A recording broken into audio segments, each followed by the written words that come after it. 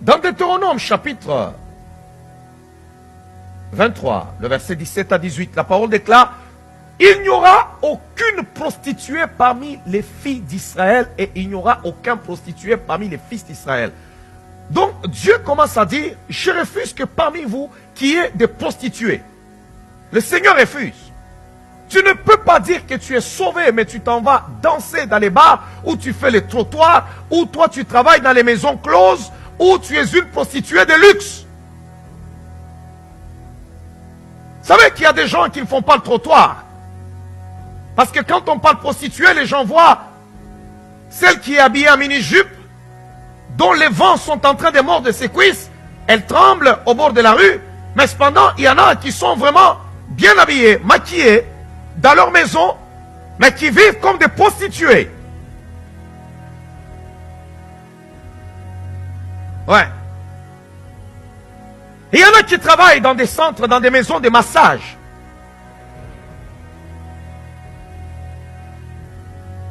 Qui se cachent derrière toutes ces choses. Mais en réalité, c'est de la prostitution.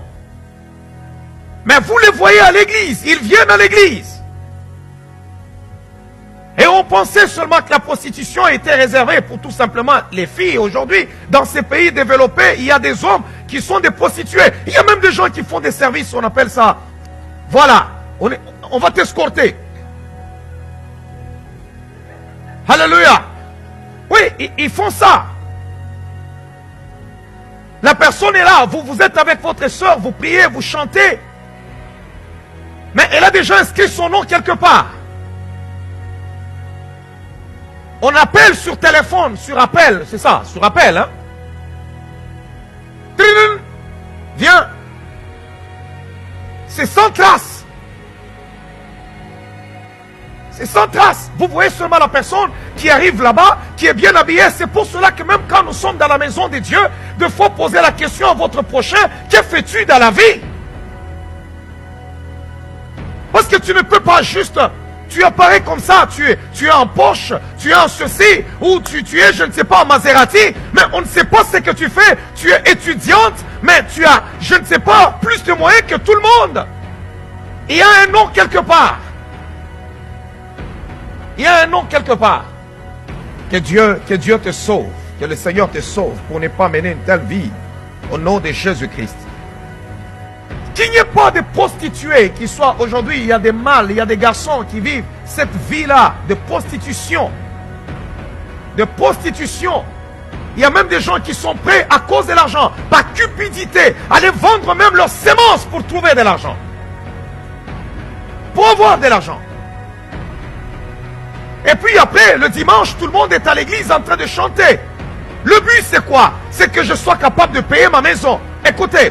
Il y a des moments où tu peux préférer de dormir affamé, de vivre dans ta souffrance, de vivre dans ta pauvreté et hériter le royaume de Dieu, que chercher à en posséder sur cette terre et de voir la porte du royaume fermée.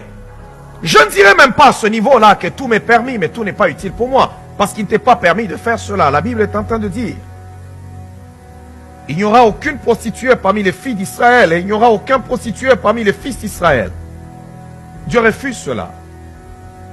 Et il y en a d'autres qui ne veulent pas porter l'étiquette de la prostitution ou de la prostituée. Mais en réalité, ils le font pour de l'argent. Chaque fois que tu vas offrir ton corps pour avoir de l'argent, c'est de la prostitution. Wow. Je vais un peu répondre parce que je vois que les gens commencent à regarder par terre, les autres commencent à regarder au mur, les autres commencent à intercéder pour que je puisse passer vite sur cette partie. Non, je vais un peu rester là-bas. Alléluia.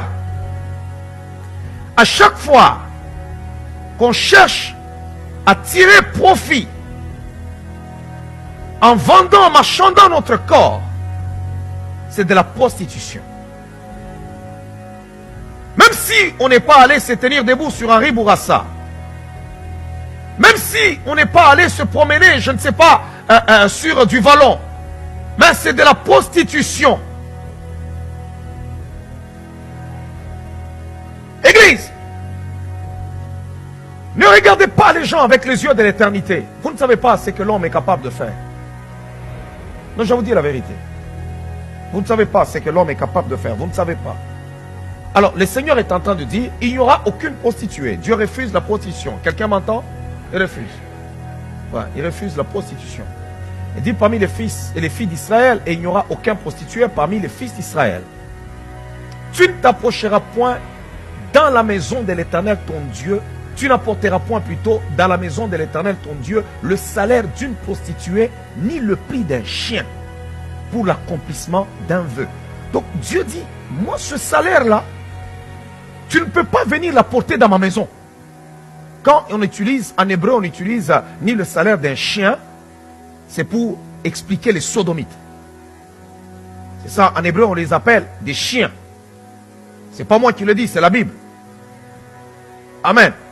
Tu vas venir me suivre encore après, parce que quand c'est moi, c'est toujours ça. C'est la Bible qui le dit, c'est des sodomites.